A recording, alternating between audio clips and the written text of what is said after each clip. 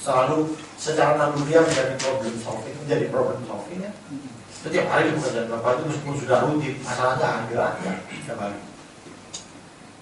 Ada standarnya begini sebelum pulang, ada yang lupa gitu. Ya kan itu yang biasa manusia. Bahkan dicari oleh perusahaan setiap saat dicari. Everybody you face, every day you face the problem. Fine. Saya tadi bilang, serap saja dan masalah. Karena setelah itu kita akan mengatasi masalah ini. Bapak Ibu sekalian, kemudian pada akhirnya di-explore, yaitu kenali diri Anda. Siapa saya? Biasanya kalau kenali diri Anda itu paling nggak mau Anda itu kalau dikritik sama orang. Bapak ini orangnya males, nggak suka. Diam, akur, mengendalikan diri Anda sendiri. Jangan takabur ya. Kafah, gitu, menyerahkan diri secara kafah, gitu, secara sepenuh bisa menyerahkan diri. Kalau Anda pergi ke masjid silakan dengan cara Anda. Kalau Bapak Ibu pergi ke gereja silakan dengan cara gimana terapi. Mau pendekatan agami silakan Bapak. Saya kok begini ya, saya akan memulai begini ya. Nanti kalau begini konflik itu. Hipo time ada yang 1 hari beres, ada yang 1 tahun gak beres. Orang lain-lain untuk proses mengenali diri sendiri itu. Karena kalau dikenali diri sendiri dan Bapak sudah bisa mengidentifikasi siapa saya ini sebetulnya begini, gampang. Bapak langsung percaya diri. Oh gitu. Bisnis saya pilih, saya percaya diri, persisten, determined. Udah. Saya jalani dengan amanat. Dengan nama Tuhan, saya akan mulai berangkat Kemana kata istri, kemana lo? Oh mulai ini, gak usah, balik. Nah penghalangnya itu. Balik, ngapain? Kita mau ini, gak usah, ngapain? Nanti kalau gini. Iya ya. Kalau itu Bapak harus hiput time lagi yang kedua, diam lagi gitu. Hiput time pun kalau nggak ambil timing yang benar, dibangun sama istri. Ngapain? Diam mulu gitu. Kacau gitu. Kita DKI kan. Ayah maksudnya DKI. Diam aja mesti dikontrol. Diamnya kenapa? Iya, memang itu problemnya sudah tidak selesai ya. Karena istri itu equity, bukan aset.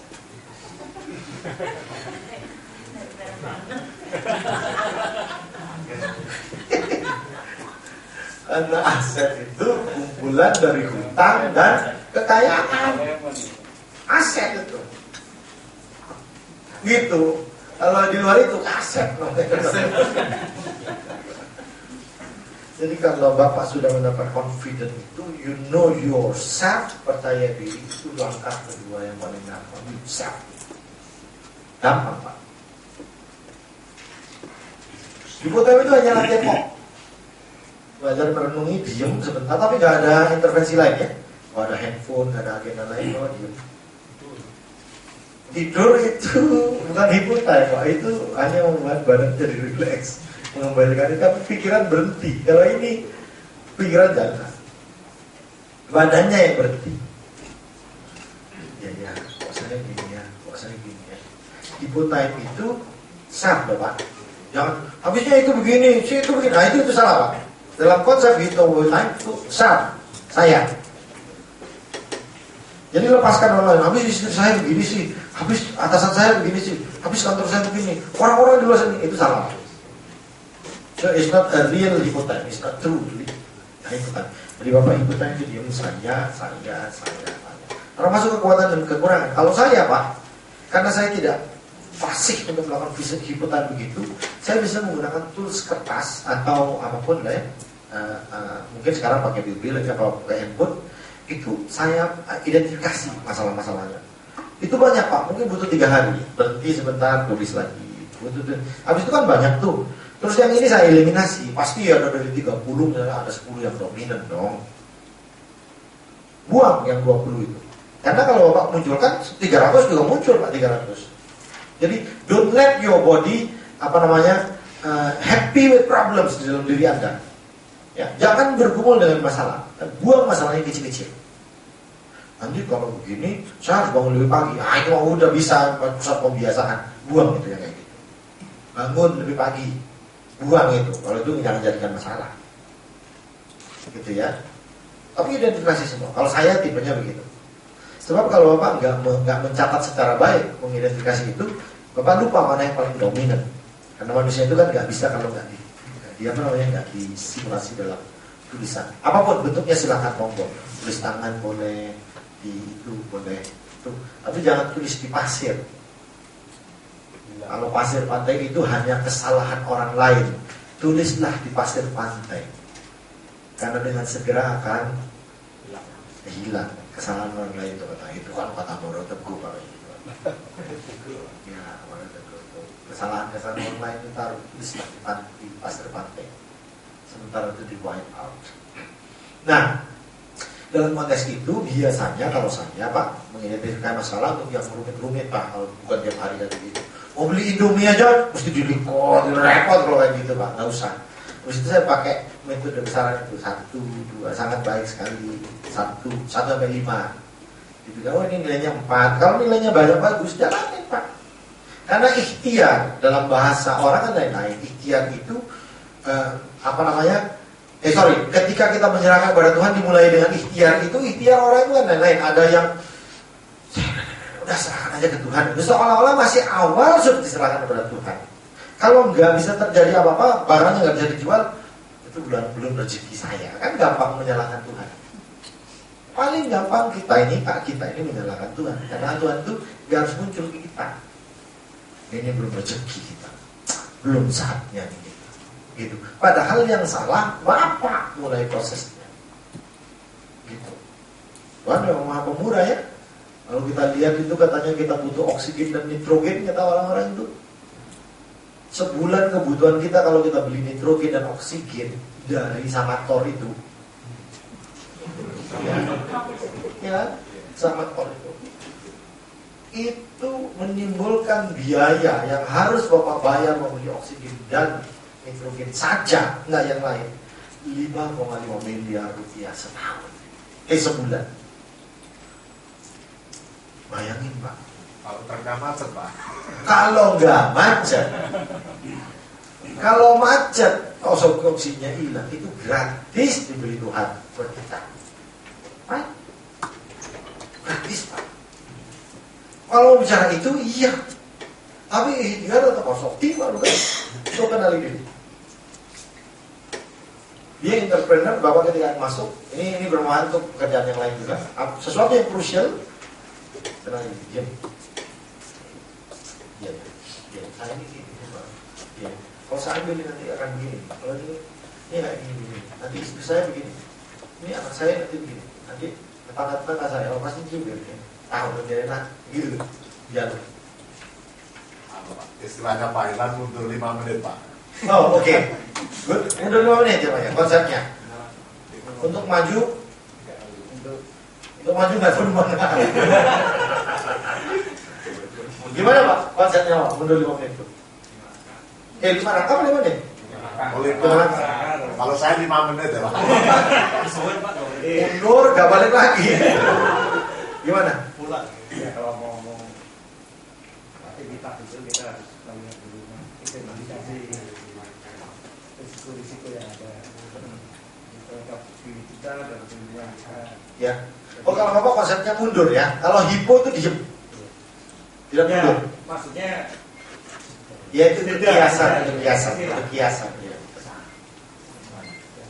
Beda cara mengatakan. Ya. Beda cara mengatakannya. Iya, isinya sama.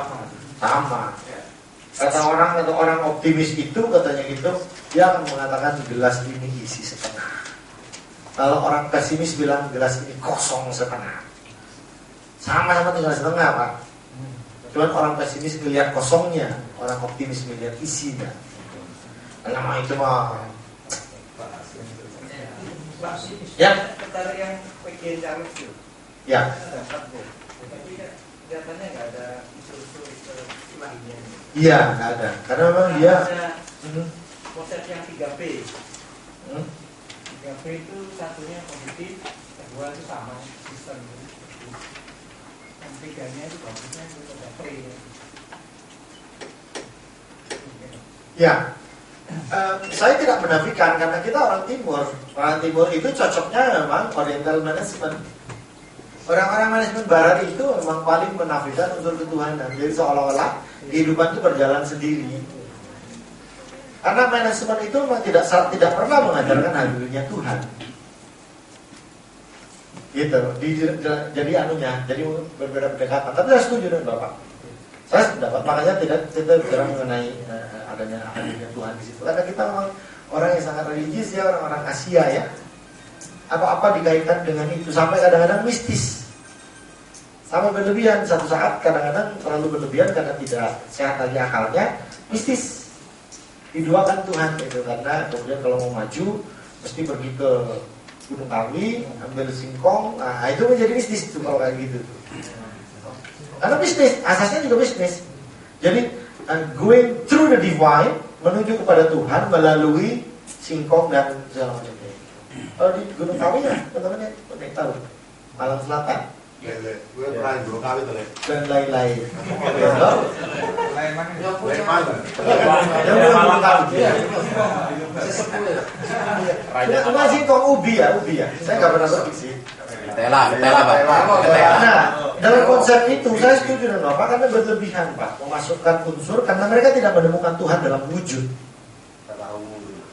Karena Tuhan itu wujudnya kelihatan, ditampakkan dalam simbol-simbol. Kemudian salah simbol-simbol itu. Orang yang tidak memahami ketuhanan secara benar kemudian gampang dibelokkan dalam konteks pencarian Tuhan dalam hubungan bisnis itu. Bisnis juga yang lain dalam konteks itu. Mau mulai usaha soan dhisik. Nah, kemana? Ke kiai opo kuburan yang didatangi. Nah, itu dalam konteks pencarian Tuhan. Tapi betul, saya setuju. Manajemen oriental itu banyak mengenal unsur-unsur ketuhanan di dalam memasukkan. Bahwa dimulai dari berkat Tuhan, kemudian kamu mempunyai impian. Setelah impian itu kamu konsepnya macam-macam yang Bapak bilang tadi. Soalnya juga. Karena kita memang makhluk cuman sayangnya referensi masalah-masalah keilmuan yang seperti begini kalau dari orang timur tidak banyak, itu persoalannya referensinya. Orang timur itu banyak yang pintar tapi nggak banyak yang nulis, itu persoalan. Jadi referensi-referensi keilmuan tidak banyak muncul. Lupa Kanban itu kan temuannya Jepang ya, itu ya Pak. Proses produksinya Bapak pakai itu enggak? Ya. Apa sih segala macam lah. Tapi orang bilang, itu MBO, management by objective. Kalau sekarang management by wandering around dari computers. Banget semua Pak. Kita pakai MBO itu kan one sektor produksi menjadi klien dari produksi yang nyala. Kalau Bapak nggak beres, saya nggak bisa beres karena saya menunggu beresnya Bapak gitu. Jadi sasaran-sasarannya yang ditetapkan. Bapak punya sasaran sendiri, Bapak memanage sendiri karena Bapak harus melayani saya. Saya juga harus jalan karena harus melayani Bapak gitu. Gak pakaian jadi ya. Dimana ini nggak bisa dibangun kalau ini belum selesai. Ini belum selesai, kerahnya, kakinya belum bisa dipasang kalau itu belum selesai gitu ya. Semua itu. Kalau wandering around beda lagi. Manajemen by wandering around itu sekarang bos nggak duduk di kursi, nggak duduk di meja. Meskipun sekarang tantangan di bidang komputerisasi mengharuskan bos lebih banyak di meja pada akhirnya. Karena mobile device itu kan belum menjadi indikator di mana kontrol bisa dijalani. Oleh karenanya kemudian bos itu di dalam teorinya Tom Peters itu dia jalan Pak, mana-mana. Gimana ini Pak? Oh yang ini gini Pak, soalnya ini. Oh ya, itu atasnya aja gini. Coba kamu tanyain pada bagian itu produksi, jalan lagi bosnya. Ini. MBWA, bukan MBO. MBWA. Sekarang nggak perlu lagi karena bos itu cukup kontrol itu kan, ada proses produksi by komputer. Bahkan hubungan interpersonal sekarang sudah mulai berkurang katanya. Silaturahmi nggak perlu lagi. Tes BB, jangan don't reply. Itu silaturahmi zaman sekarang. Tes kontak, jangan reply katanya. Nah ini bagaimana? Untuk menunjukkan bahwa saya still connect with you, tapi nggak usah ngomong apa-apa kita. Lebaran udah ngirim satu ucapan ke BB ya, sudah gratis. Saya sama anak-anak aja BB ya, kita makan di mana? Waktunya makan nih, ntar katanya. Itu di kamar masing-masing. rumah saya ada PABX Pak, lumayan PABX. Sekarang istri saya bilang gak usah PABX, enggak keluarin biaya lagi kok ngapain? Mau PABX nggak bayar kok. Ya repot. Jadi kamar kita nanti deburin anak-anak. Apa biayanya? Saya bilang gitu ya dunia kita. Padahal kamar kita satu lantai Pak, rumah saya nggak gede amat. Diketok kamarnya anak-anak, kagak bisa kenapa? Pakai headphone, dengerin lagu, nggak dengar. Dunia sudah berubah ya. That's our word Pak. Sudahlah. Makanya nanti kita akan bicara itu, berbasis itu nanti Bapak akan. Ada beberapa inspirasi di sekitar kita Pak. Kalau kita bicara self, percaya diri, kenali diri, ada beberapa inspirasi. Saya akan coba sharing dengan Bapak sekalian inspirasi itu. Bapak kenal ini namanya Drezel Gebremeister. Di sebuah orang yang lari internasional atletik Pak, Muhammad Farah dari situ. Dia memenangkan itu Pak. Ketika sepatunya copot di putaran pertama Pak. Dia harus berlari 15 putaran Pak. Dan dia memenangkan itu. Apa yang dia katakan? Panas kaki saya itu. Saya harus bertarung di tanah yang panas sekali. Karena panas saya hampir gak mampu lagi untuk melawannya. Satu-satunya cara yang saya lawan dengan kekurangan ini adalah segera menyelesaikan putaran ini. Maka dia menang Pak. Tes. Kan kadang-kadang kita punya kekurangan berhenti. Kenapa? Copot sepatu. Masuk akal. Copot sepatu kan masuk akal Pak. Ngomong pelatih, besok bukan sepatu buat aku lah. Gitu. Harusnya ikat yang benar. Gak apa-apa, ya sudah. Pertandingan berikutnya. Kan harusnya begitu. Dimaafkan, iya kan? Sepatu copot, kalah, pantes. Iya, itu saya gitu kayak ini. Kan begini, ya kan begitu, ya gitu, ya salah, kalah, mental tempe. Ya. Berapa banyak yang banyak Pak? Orang yang kayak dia itu banyak Pak. Ya. Siapa? Ya Bapak Ibu sendiri inilah. Bapak Ibu sendiri dengan pilihan hidup seperti sekarang ya itu Bapak sudah berdiri begini lari dengan satu sepatu Pak. Ya Bapak akan juga akan begini nanti don't worry Pak. Jadi kan ada masalah persis Pak. Ada harap ya aja silakan. Teguh. Yang kedua siapa ya? Bapak sudah tahu Ya boleh Pak. Yes.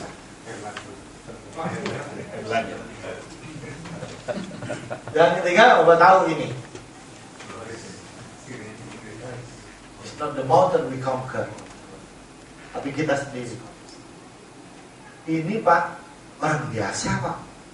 Bukan penjual alat-alat ski di Selandia Baru sana Pak. Buka toko alat ski. Yang ngurusin orang-orang naik gunung itu loh. Nggak ada istimewanya Edmund Hillary itu. Dulu bukan Sir Pak. Sir itu diberikan oleh kerajaan Inggris karena dia menjadi bangsawan, dikenal sebagai masyarakat terhormat, diberi itu. Edmund Hillary orang biasa. Bapak tahu seorang biasa yang lain namanya Frank Slasak. Itu orang itu biasa Pak. Gemuk juga enggak, kurus juga enggak, guru SD. Cita-citanya besar, pengen jadi astronot. Daftar jadi astronot. 10.000 pendaftar, masuk 1.000 besar. Disaring-saring, diputar-putar 3G segala macam, saya muntah-muntah itu, dia masuk 100 besar. Saring lagi, masuk 43 besar. Saring lagi, gagal. Akhirnya dia tidak terpilih di antara 8 astronot yang terbang ke luar angkasa. Pada 28 Januari 86 dia terpekur diam di Cape Canaveral itu, terpekur diam di situ. Harusnya saya deh yang pergi. Dari sedikit ucapannya itu hanya 73 detik kemudian jawaban Tuhan jelas. Apa yang terjadi? Jalan meledak. 86. Dari situ dia sadar, oh ini toh rencana Tuhan toh. Kalau saya gagal, gak kiamat dunia ini. Karena setiap kegagalan saya itu mendekatkan diri pada kesempatan-kesempatan baru. begitu ya sering kali. Dialog dengan diri sendiri jadi penting. It's important, penting sekali. Khususnya dalam bisnis ini. Dalam bisnis ketika Anda mulai masuk ke dalam dunia entrepreneur, karena Anda akan jadi diri sendiri. Jadi Anda berada di dalam persoalan itu. Karakter entrepreneur. Kalau kita bicara mengenai karakter entrepreneur, mari kita pelajari normalnya. Pertama bahwa percaya diri. Kalau tadi versinya si Peggy, sekarang kita akan mulai versi yang lain, Pak. Coba kita lihat. Percaya diri, yakin atas kemampuan yang cukup menghadapi masalah. Sawar tadi, itu blue ocean strategi, Pak. Yaitu dia memasuki pangsa pasar, unit pasar yang pasarnya tidak tersedia. Sehingga blue ocean kata orang. Apa? Kompetisinya tidak berdarah-darah. Agung Podomoro Land, kalau Bapak kenal di Jakarta, itu sebuah perusahaan pengembang besar di luar Sumatera, di Kalimantan besar. Itu yang di pasca krisis kemudian dia mendahului pasar membangun apartemen yang sekarang dibuat di Jakarta itu. Agung Podomoro, ya Bapak kenal di televisi ya, akhirnya. Tuh. Jadi timis Pak dia. Risiko Pak. Ketika waktu itu belum pulih betul pasar, dia masuk. Berbahaya sekali Pak. Berbahaya sekali. Ciputra pada yang sama masuk juga pasar, cuma kebetulan dia tidak main di pasar yang high profile seperti itu. Ciputra setelah krisis menjadi lebih besar Pak, pasca krisis. Kenapa? Strategi bisnisnya diubah. Karena ketika terjadi krisis, Ciputra itu juga terbelit hutang, sama seperti masalah besar yang lain. Dia selesaikan semua hutangnya karena Pak Ciputra itu nggak mau menanggung hutang. Kemudian dia selesaikan, akibatnya kemudian dia harus mengubah strategi bisnisnya menjadi bisnis yang seperti sekarang dilakukan. Dan itu semakin sehat, membesar. Dan seluruh Indonesia banyak proyek-proyek baru. Lebih dari keadaan sebelum terjadinya krisis. Gitu. Jadi memang kadang-kadang persoalan itu bisa menimbulkan inspirasi baru ya. Itu percaya diri. Yang kedua, seorang entrepreneur itu memiliki tujuan Pak, supaya hasilnya optimal. Saya dalam 3 bulan harus begini, 6 bulan harus begini, setahun, 5 tahun. Berpikirnya panjang. Yang sering muncul adalah gaya. Ada orang yang result oriented, ada yang proses oriented. Saya nggak peduli deh, pokoknya kamu dalam 1 minggu harus kelar. Caranya gimana terserah, lu mau tidur 3 hari terserah, pokoknya 1 minggu kelar. That's result oriented. Ada orang yang bilang enggak begitu, prosesnya harus benar. Kalau prosesnya benar, hasilnya pasti benar. Maka I have to be with you dengan proses itu. Jadi kalau ada masalah saya betulin, gitu. Orang yang berproses, biasanya proses oriented itu orangnya detail. Mungkin di KPA mungkin cocok ya, karena itu menyangkut live production dan semuanya itu menyangkut keselamatan, ini semua harus detail, semua harus by standard, semua harus by itu segala macam, yang mungkin cocok.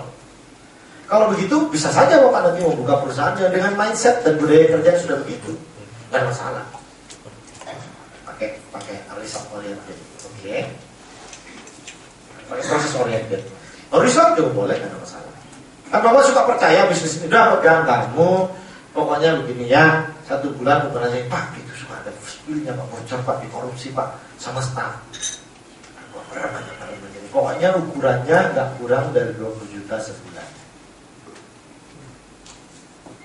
Kan kadang-kadang gitu. Itu Pak, nanti apa ya? Itu yang gitu Pak, itu nggak dimasukin Pak, 2 piring. Misalnya Bapak jualan Indomie gitu ya, Indomie kan sudah dimasukin itu 50 bungkus sehari, sudah ketahuan berapa. Tapi staff kan kadang pinter, beli Indomie sendiri dipisahin gitu kan. Ya gitu ya, misal.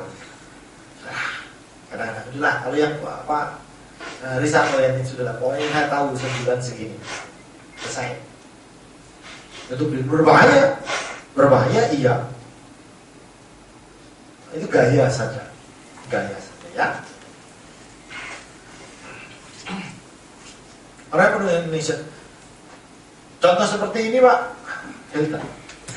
Dia seorang hardworking. Hilton kecil Pak dulu. Si kakeknya si Paris Hilton, Bapak lebih kenal Paris Hilton daripada kakek. Makanya foto kakeknya saya nggak masukin biar saja.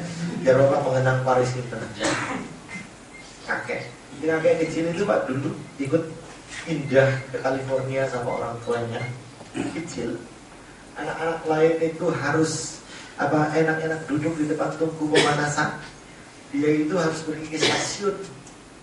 Terus menjajakan diri, saya bawain tasnya, kamu tinggal di penginapan orang tua saya. Ayo sini saya bawain, tinggal di penginapan orang tua saya. Keleleran begitu Pak Din. Zaman Malaysia, di mana Amerika mengalami kejatuhan ekonomi yang pertama, dia hidup di situ, dibantu orang-orang. Bayangin Pak, harus bawa tas berat itu anak kecil. Nggak kebayang mungkin. Pak saya juga kerja keras Pak, sama saya juga kerja keras masih kecil. Nah bapak saya juga orang kaya. Memang hasil yang memisahkan saya dengan Hilton. Sama itu saya dengan Hilton, bedanya cuma satu, beda saldo Pak. Itu aja. Saldo Pak bedanya, beda di angka 0. Saya dengan Pak Ciputra sama-sama punya, kan punya Citibank Pak. Sama-sama Citibank Pak, banyak. 0-nya aja yang beda.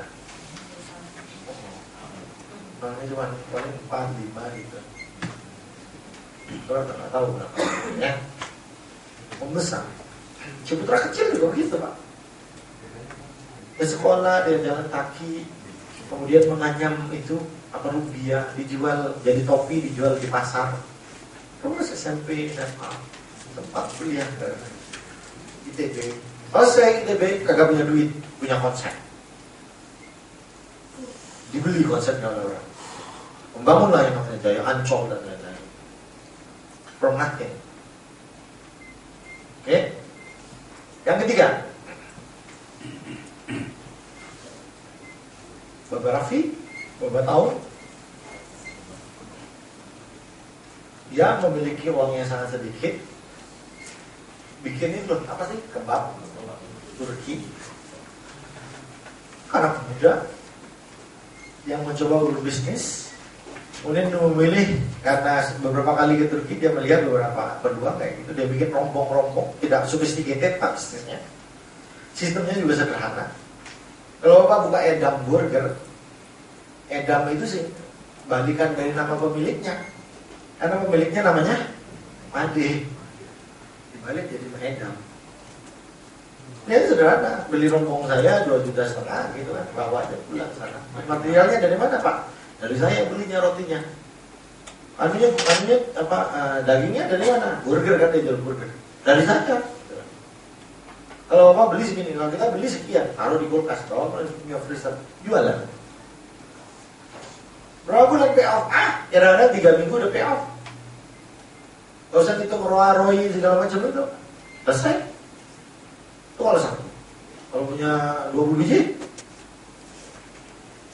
teh poci. Teh poci itu nggak high capital Pak, nggak perlu pakai sistem Pak, cuma ngajarin orang berapa dicampur. Kalau nakal-nakal dikit, tehnya dikit, anunya banyak. Es batunya banyak. Strategi bisnis aja bilang, Pak, nanti es batunya banyak kan ya. Orang kan seneng dingin, padahal biar tehnya nggak terlalu banyak gitu kan. Kalah. Kalau udah agak lama nggak diminum, rasanya jadi nggak teh asli, udah banyakan airnya. Nah itu strategi nggak coba lo itu kayak gitu, nggak punya standar. Franchisor-nya tidak berbicara mengenai harus low standard, tapi orang-orang di luarnya itu yang bekerja dengan low standard. Padahal dia tidak melakukan apa-apa, bisnis cepat balik kok, itu low capital. Murah Pak, 2,5 juta kok bisa bikin. Kalau bikin jagung itu 15 juta malah lebih mahal. Jagung apa namanya? Fresh corn apa itu ya. Beli rombongnya itu 15 juta. Lebih mahal. Nah itu nggak perlu Bapak itu. Ada budaya, ada. Tetap budaya itu tetap ibu yang tanamkan. Kamu harus pakai seragam ya kalau melayani konsumen begini ya. Selamat pagi bilang. Pagi, selamat siang, selamat datang kembali ya, kayak yang kembali itu. Kayak Pertamina itu dimulai dari angka 0 ya Pak. Dulu, sekarang udah gak pernah ngomong lagi ya. Samanya doang Pertama iya. Kemudian nol ya Pak.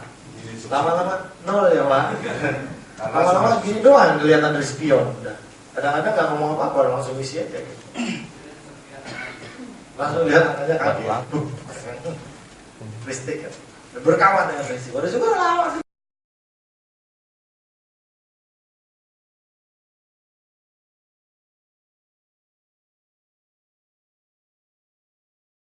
Jangan dijauhi Pak. Bapak nggak akan bisa menghindar dari itu kok.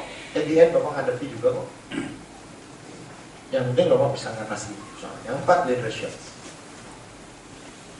Kalau Pak Ciputra contohnya, dia mengubah rongsokan jadi emas. Mengubah rongsokan jadi emas itu filosofinya Insinyur Ciputra. Kekuatannya di mana Pak? Mengubah rongsokan jadi emas. Leadership. Engine sudah ada jalan sendiri. Resources dimiliki sudah. Karena orang-orang berpengalaman di Ciputra Group itu banyak sekali. Dengan multi talenta. Nggak kurang-kurang kalau bicara itu. Resources, sumber-sumber daya, akses kepada permodalan sekarang sudah ada semua. Tinggal mencari lokasi, kata Pak Ciputra, lokasi. Yang kedua lokasi, yang ketiga lokasi. Baru yang keempat lokasi, yang kelima lokasi. Dibangunlah ada yang Ancol itu. Yang nggak karuan itu, orang sebut aja nggak mau tinggal di situ. Menjadi taman hiburan seperti sekarang. Rongsokan. Istilah beliau itu rongsokan jadi emas ya. Aci juga orang yang populis Pak, yang bisa diterima oleh seluruh karyawannya dengan seksama dan tidak terpaksa gitu. Ada Aci terus kerja keras gitu, nggak ada Aci, nggak ada. Karena setiap unit bisnis itu nggak lagi, tetapi by leadership itu ada apa namanya, sudah ada kayak di ruhnya itu kayak di Saya mengelola perusahaan yang saya pegang sekarang Pak, itu Pak Ci itu hampir, seingat saya itu dalam 5 tahun terakhir nggak pernah lagi menutup di acara pertemuan besar tahunan saya. Tapi kita nggak kehilangan aura, nggak kehilangan aura. Jadi the soul of the founder itu kuat sekali. Dimulai dari dia, mulai dari leadership. Leadership yang populis Pak, bukan karena dia ditakuti Pak, bukan, dihormati. Karena dihormati. Gak enak Pak jadi orang yang ditakuti Pak. Begitu apa nggak ada, enak, nggak ada bosnya gitu. Tapi kalau dihormati beda Pak. Nggak ada bos itu rasanya nggak enak. So at the end, kalau kita bicara mutual concept, I need you. Mutual concept itu saya, you dan saya sama. Jadi kita sama-sama punya punya keinginan yang sama. Wah, kalau nggak ada you saya nggak bisa hidup. Itu di banyak bisnis kecil itu ternyata masih sangat kuat Pak. Masih sangat kuat. Di franchise saya yang ada 60 Pak, dia itu sangat tergantung kepada karyawannya Pak. 100% sangat tergantung kepada karyawan. Begitu karyawannya itu dikopel dengan cara yang salah, karyawan pergi, keteteran kantor. Ada sebuah kantor Pak yang ditinggalkan oleh 30 orang marketingnya dalam satu satuan waktu yang sama, sampai hari ini tidak pernah tumbuh lagi. Seperti sama dalam bisnisnya dan skalanya yang lama. Meskipun dia mendapatkan orang-orang baru Pak. Orang itu kayak air yang ditumpahin, habis itu dipasang air baru yang namanya ikan emas itu kelalet-kelalet Pak, karena masih ada kaporitnya segala macam. Kan harus setengah airnya dibuang, gitu kira-kira ya. So be careful. Dalam pengertian I need you need me itu kayaknya seolah main-main, tapi sepanjang Anda, tapi tetap Anda leader, tegas, populis. Aduh, kalau gitu gimana ya? Ya udah, leadership itu seni kok. Kepemimpinan itu seni Pak. Ilmunya gak banyak leadership itu. Wah, kalau bicara leadership banyak anunya Pak. Teori Jawa itu piye Pak? Ini mau coba Pak. Ngarso sung tulodo, ya, ing madya mangun karso, yang terakhir tuturi adaya. Bingung kan kita. Nah, ayo udah wajar kayak gitu. Itu falsafah kepemimpinan Jawa. Kalau di depan engkau memimpin, membawa khalifah mana? Membawa kafilah ini kemana? Oke. Di tengah kamu berada di antara 12 imut. Madya mangun karso. membangun semangat, membangun solidaritas, berada bersama-sama. Kalau bawahan itu makan cabai, kita juga makan cabai. Cuma kita nggak makan pedas, pura-pura cabai itu ya, kita ada cabai. Di belakang ada mendorong supaya orang lain. Itu jawab. Mau cara kepemimpinan yang lain silakan, monggo. That's leadership. Bapak sudah ngerti lah kayak gitu leadership. Di dalam banyak konsep saya bahkan percaya a leader itu is a true worker. Orang yang berjalan pada tapak bumi, bukan seorang yang angan-angan. Kau pernah mesti is not walking in a cloud. Bukan kalau kata bahasanya Katon Bagaskara itu kan di atas awan, berjalan di atas awan. Tetapi pada elemen yang lain Bapak harus menjadi dream catcher. Coba ini kan susahnya jadi leader itu kan enak begitu. Makanya saya bilang menjadi leader enak. Nggak itu enak juga sih kayaknya. Enak juga sih kayaknya. Cuma coba ini harus jadi true worker, harus realistis, tetapi sekaligus harus bisa men-catch dream. Mungkin di sini dream nggak terlalu dominan Pak. Jadi dalam bisnis ketika Bapak membangun entitas bisnis dominan Pak. Dream gitu. Apalagi Bapak bekerja di perusahaan di mana melakukan bisnis di mana bisnis itu dibangun dengan basis marketing. Perusahaan marketing. Orang marketing itu dream Pak. Kalau kamu berhasil jual segini Singapura. Kalau nanti begini kita pergi ke Eropa. Gini tak kasih bonus mobil. Kemarin saya kemarin sebelum sini kan di Samarinda Pak. Samarinda proyek kita dikatakan begini. Siapa sales yang bisa jualan 20 unit minumnya, bukan rupiah, unit, maka langsung dapat Avanza yang baru namanya apa ya? Veloz. Yes. Avanza Veloz. Ini dalam pikiran kawan-kawan itu kebenaran dapat nih 20 unit gila kok susah gitu kan, kira-kira gitu ya. Ada Pak, satu orang Pak closing 22 unit Pak. Program berikutnya Veloz dihapus.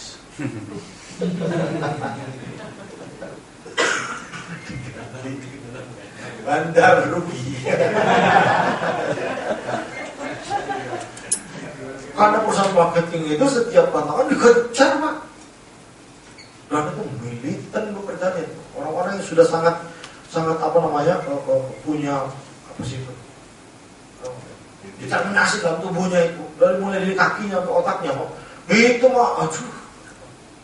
Gadis cantik-cantik di Jakarta itu kalau mau jualan di jalan tol selamat pagi Pak. Gitu. Hilang rasa malunya, nggak punya kemaluan lagi. Iya ditutup Pak. Ditutup? Dibuka nggak ada, kok kosong. Hilang rasa malu, urat malu ya. Malu putus. Perusahaan marketing. Ini ada karakter-karakter. Kalau perusahaan yang sewa jasa, hanya hospitality. Ada persenyum-senyumnya yang lebar. Tanggapi lebih banyaklah mendengar daripada ngomong, gitu kan? Kalau pelatihan customer service kan gitu. Kalau marketing Pak nggak bisa ngomong, gitu. Tapi bisa ngomong, menjelaskan produk. Kalau saya nggak percaya itu. Orang marketing juga yang nggak bisa ngomong juga nggak apa-apa. Ada orang marketing yang gagap juga jualan banyak. Satu kali si Udin gagap saya dengan nama jualan banyak. Kata si bos, coba kamu kasih kesaksiannya sama teman-teman marketing yang lain. Gimana kamu bisa jualan banyak? Baik Pak. Nah, hari Selasa meeting, kawan-kawan, coba kamu dengar nih, si Fulan ini mau jelasin nih. Dengerin nih, jualannya banyak. Dia kan jualan buku, jualan ini. Saya kalau ketemu konsumen cuma bilang begini, Pak, saya Bapak mau membeli buku apa saya bacain.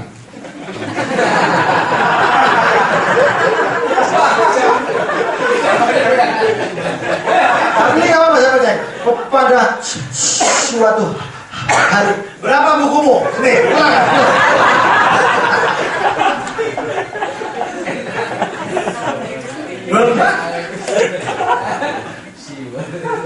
Bapak harus. Coba itu lah gitu. Jadi asal-usulnya seperti lagi. Jadi basis bisnis Bapak itu menentukan di mana. Yang penting itu Bapak kenali. Hospitality bisnis itu. Kalau bisnis yang sifatnya high product, ya produk yang ditampilkan. Sekarang restoran, Pak. Menurut Bapak restoran itu hospitality atau produk yang paling penting? Hospitality. Ayo, yang mana? Paling gampang jawab dua-duanya sih Bapak. Pak, dua-duanya. Heavy-nya kira-kira di mana? Nggak apa-apa yang jawab hospitality boleh, yang jawab produk boleh. Pasti ada rasanya. Kenapa Bapak bilang hospitality, Pak? Keramah-tamahan kan? Jual apa tadi? Restoran ya? Itu yang dijual keramah-tamahan. Kenapa? Kenapa? Bapak bisa menggunakan alasannya itu nggak apa-apa. Ada sana kan? Karena restoran itu orang ingin datang dan membeli kenyamanan, membeli keramah-tamahan, dilayani cepat. Itu saya senang ke restorannya kayak gitu. Ada sekelompok orang yang seperti Bapak bilang itu banyak. Lifestyle restoran, restoran lifestyle.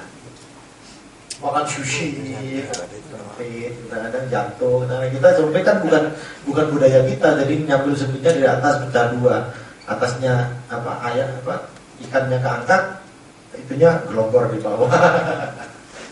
Oke, nggak apa-apa. Hospitality seperti yang penting Bapak tahu restoran kalau hospitality konsepnya seperti itu. Because kalau hospitality itu dari produk, Bapak melihat kenyamanan rasanya yang dipentingin. Service is nothing. Gue lempar piringnya bendet-bendet. Tahu bendet-bendet Pak, pokoknya dari Batak. Apa dari bendet-bendet itu cuil-cuil di pinggirnya karena pecah sering dicuci. Itu no matter, gak ada masalah. Yang penting aku makan di situ, enak rasanya. Mie gorengnya, maknyus. Nah, karena orang ada sekelompok orang yang seperti Bapak bilang tadi itu yang lebih menggunakan produk service. Ada masalah. Ada lawan-lawannya di situ, justru itu yang enak. Jamin. Jadi setiap negatifnya dipositifkan, negatif dipositifkan gitu, karena sudah fanatik. Tapi hospitality Pak, lawan lewat nggak bisa Pak. Lewat ini bukan mencelok, lewat nggak bisa, makanya stop. Karena ada yang di luar, kalau datang itu masuk lalat, masuk lalat jadi dua. Makanya lihat yang dari luar tuh, apa namanya customer service-nya itu, udah Pak dianterin ke meja, di kos restorannya hospitality. Bengkel mobil, hospitality atau produk orientation? Produk ya, nggak perlu pelayanannya. Ada mbaknya yang tanya, Pak, Abang mau Bristol atau mau apa namanya satunya itu? Michelin. Oh, saya mau kamu aja Mbak. Ya kan kalau kayak gitu kan. Mbak aja deh ngambil, ya gitu kan. Saya sama Cihin. Iya. Emang bedanya Bristol sama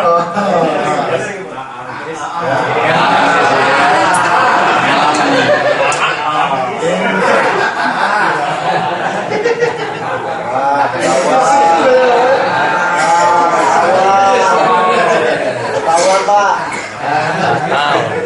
Hilangkan Ketahuan. ngomongnya doang besar. Catat Pak Udo, Ngomongnya ketahuan. doang besar, nanti kembalikan juga ya. yang fully Sama hospitality aja, benar-benar memang gemuk-gemuk. dibutuhkan fully Setiap jalan ini hospitality. banyak tinggal juga. Yang paling banyak sangat heavy Sama. hospitality bukan produk. Rumah sakit, Lama-lama juga.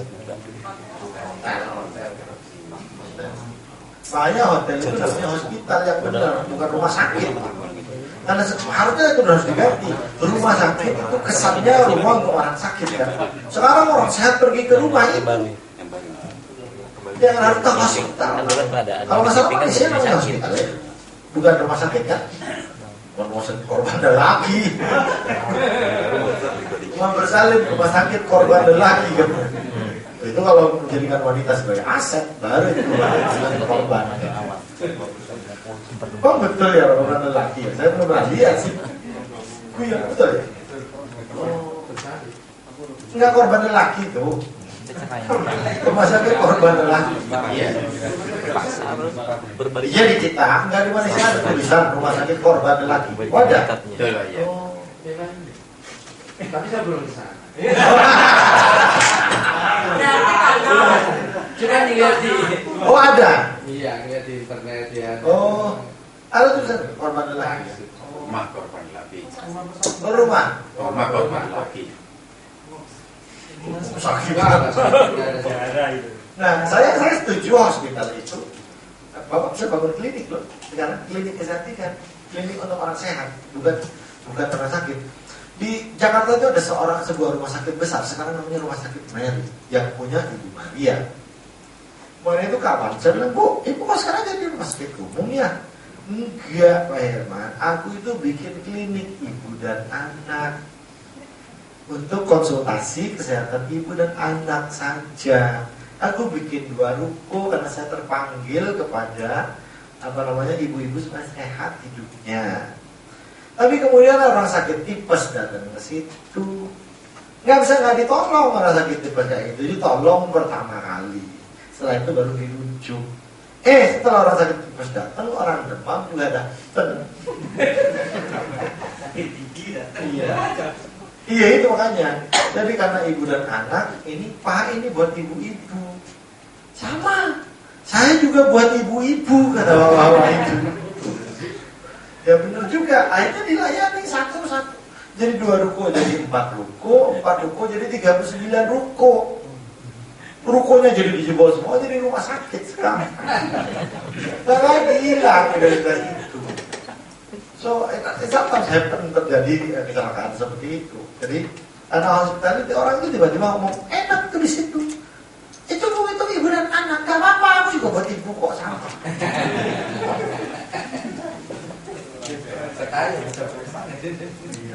Karena ada guyonan orang, ada orang kebulu pengen pipis Pak. Pengen buang air kecil. Udah kebelet salah masuk. Pak ini kan masuk ke tempat wanita. Salah masuk harusnya suatu. Pak ini buat wanita katanya. Sama ini juga buat wanita katanya. Jengkel dia. Udah kebelet. Udah disuruh pindah rumah ya Pak aja. Gak tahan masuk dia udah kamu dulu. Kreatif.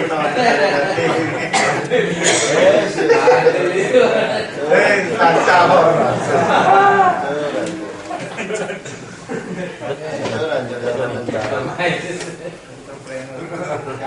Pak, kalau bisnis franchise, Bapak bisnis franchise banyak bisnis franchise. Kira-kira itu lebih banyak hospitality-nya atau lebih banyak produknya?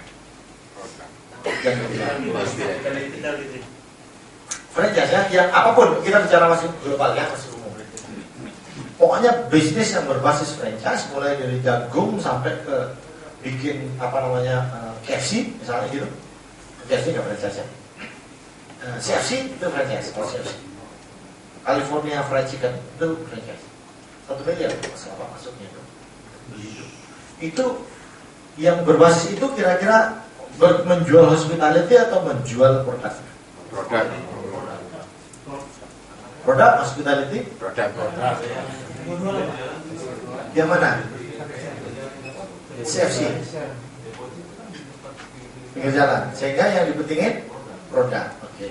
Kalau yang hospitality, kalau yang kayak apa? Siapa yang tadi bilang hospitality? Bapak bertanggung jawab dalam zaman Bapak. Iya Pak. Yang kira-kira nggak apa-apa, Bapak basisnya melihatnya dari sisi itu. Bapak melihatnya dari Karena kalau pergi ke satu tempat cenderung ke pelayanan. Jadi kalau saya sekalipun dia enak, tapi kalau pelayanannya tidak membuat saya nyaman.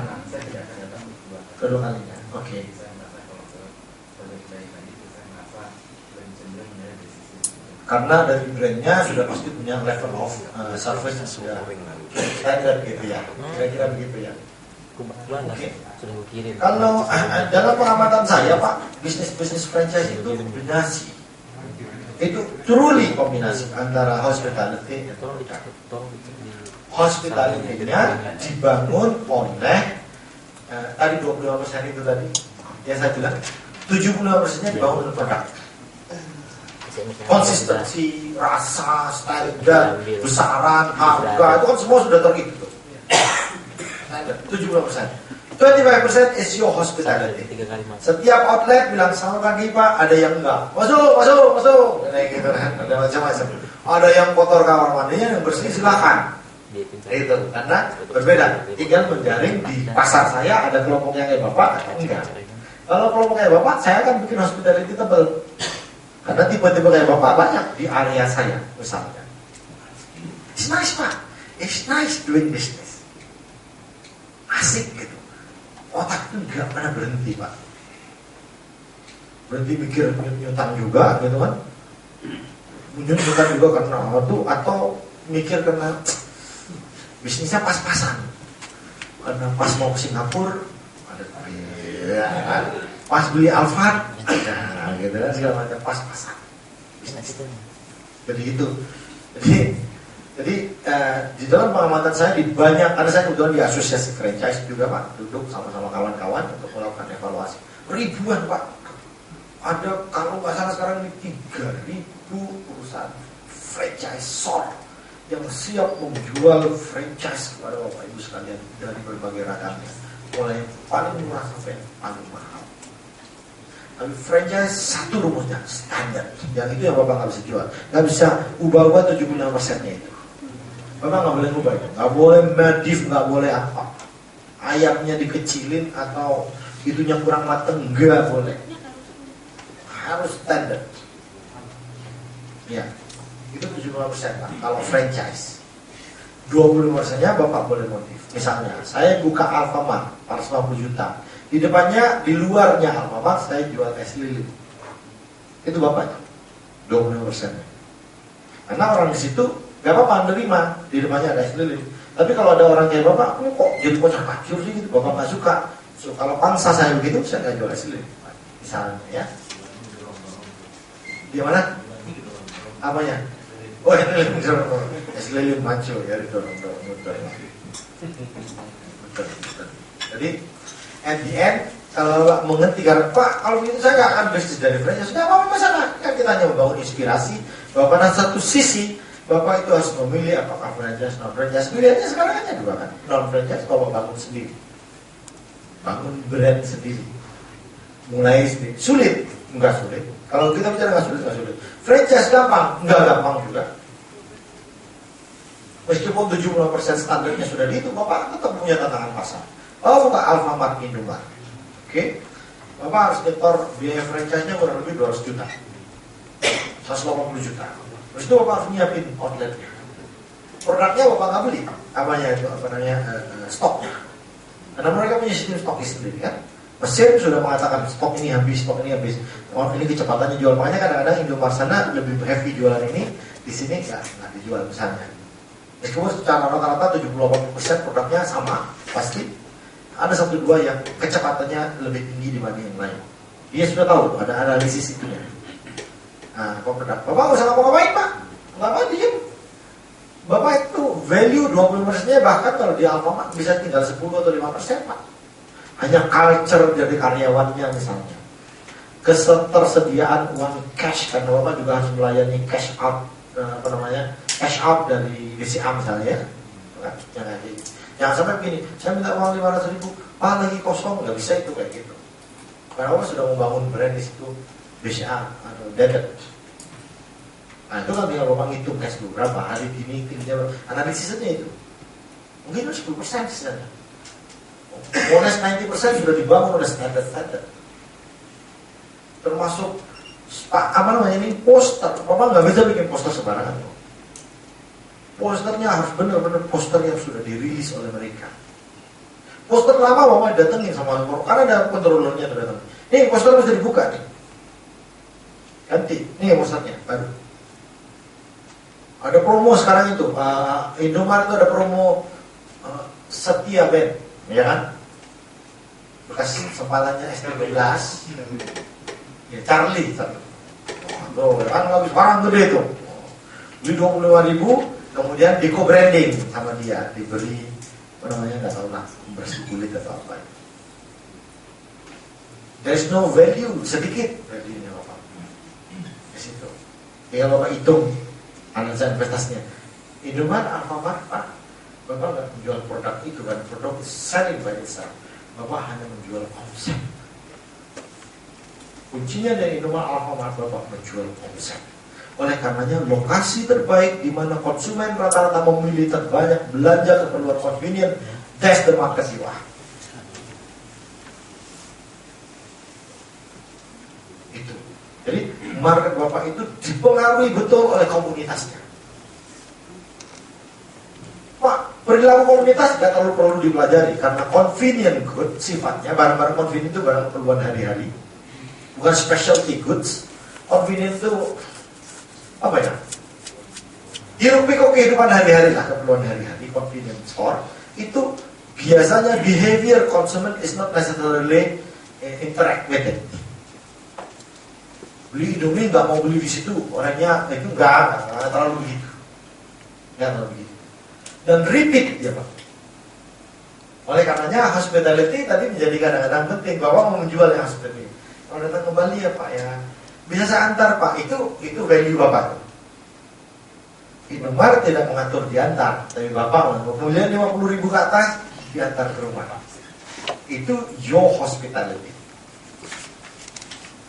Kalau kembali itu hanya kalau Emas itu kecakapan, saudara kecakapan bagi dia itu barang-barang nggak berharga itu dia ubah menjadi emas.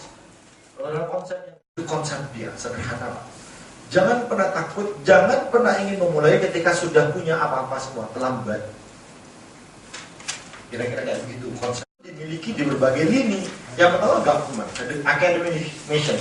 Ketika bisnis dengan flat society, saya akan cepat-cepat aja cap-cap ini. Kalau government, entrepreneur, orang-orang government diajak berpikir seperti government, bukan diajak menjadi entrepreneur, bukan, tapi diajak berpikir dalam cara entrepreneur.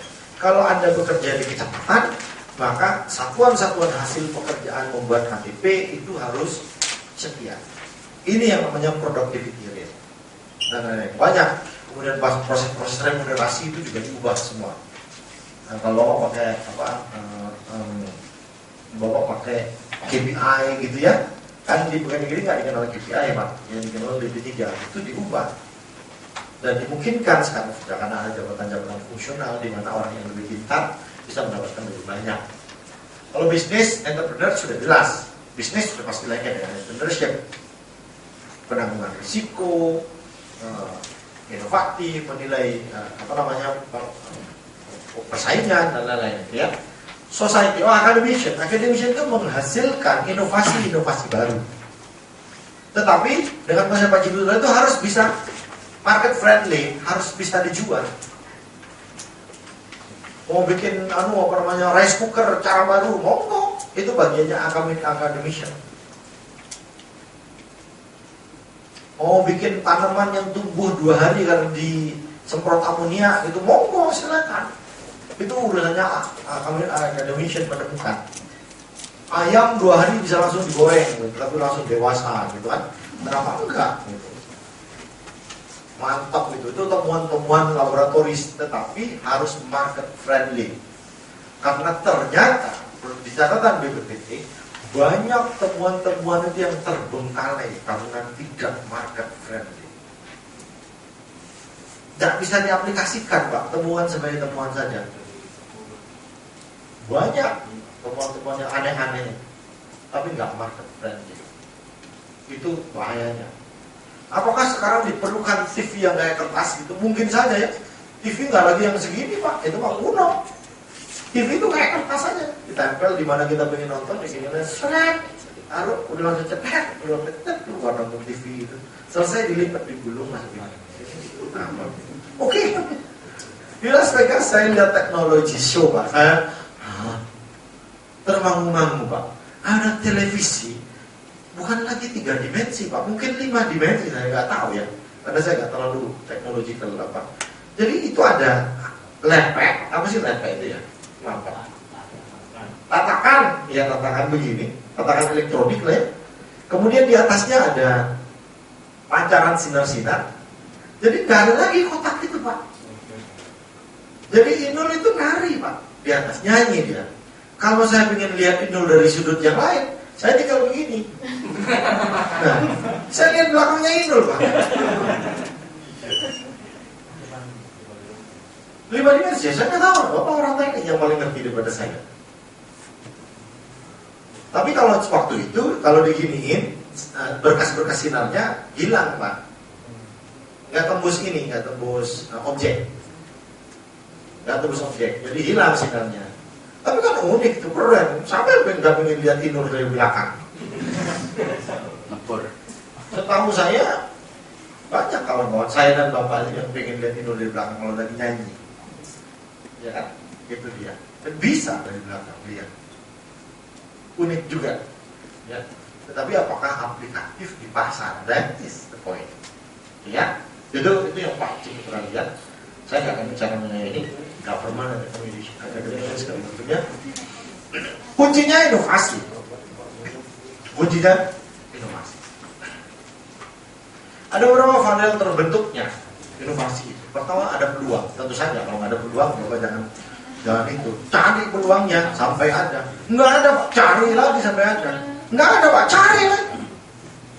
Karena peluang itu dicari, ditemukan, Pak. Karena setelah ketemu, Bapak ambil keputusan. Yes, ini peluang, saya ambil, saya akan lakukan, saya akan jalankan. Karena dengan begitu Bapak masuk pada pusaran risikonya besar atau kecil. Tadi ada risiko moderat. Kemudian dilihat dengan risiko segini, dengan sumber daya segini saya masuk, peluang itu bagus buat saya, tapi ada manfaatnya enggak? Manfaat dari segi apapun. Apakah itu duit, apakah itu ketenangan hidup, macam-macam orang punya orientasi yang tadi itu. Ya. Jadi pada akhirnya dia berhubungan dengan olah pikir, keberanian dan usaha. Jadi ada peluang saja nggak cukup. Kalau bahasa sederhana saya, Pak, saya selalu menggunakan filosofi dua. Saya pribadi. Tentu saja ini tidak mewakili pikiran interpretasi. Kalau saya dalam hidup, saya punya dua, yaitu kemampuan dan kesempatan. Kita melihat banyak sekali anak-anak yang pintar menyanyi, hebat nyanyi, tapi nggak pernah jadi artis besar karena tidak punya kesempatan. Dia punya kemampuan, tidak punya kesempatan. Pada saat yang sama, anaknya seorang artis, bapaknya terkenal, anaknya suaranya biasa-biasa saja, terkenal. Dia tidak punya kemampuan, tapi memiliki kesempatan. Yang paling bagus adalah memiliki kemampuan dan kesempatan yang ada. Persoalannya ketika orang memiliki kemampuan dan tidak punya kesempatan, dia harus kejar, ikutin Indonesian Idol, apa segala macam, mengejar impian itu. Bedanya kemampuan dan kesempatan. Dalam bahasa saya, Pak, ya. Inovatif entrepreneur menurut cara pandang Pak Ciputra itu adalah orang yang menjadi pencipta peluang. Peluang itu bukan dicari, itu diciptakan. Dia menjadi orang-orang yang benar-benar pionir di dalam menemukan ide-ide baru. Kemudian pengambil risiko, tetapi yang dikalkulasi, Pak. Saya nggak pernah risk taker biasa di hitungan Ciputra. Calculated risk taker. Jadi risiko itu sudah dihitung di depan. Kalau ini begini, kita akan begini, akan plan B. Kalau plan B berarti diinjek lagi dong dananya. Berapa? Duit dari mana lagi saya yang akan diambil? Oh, dari uang bank saja. Bukan pakai kapital sendiri. Misalnya yang begitu. Jadi pendekatan-pendekatannya itu sudah dihitung sejak awal, Pak. Calculated risk taker. Ya. Ini sedikit ilustrasi saja, Pak. Bagaimana kalau kita menciptakan seorang entrepreneur itu melahirkan apa, Pak? Ini sedikit saja ya. Bahwa adalah orang Bapak Nas.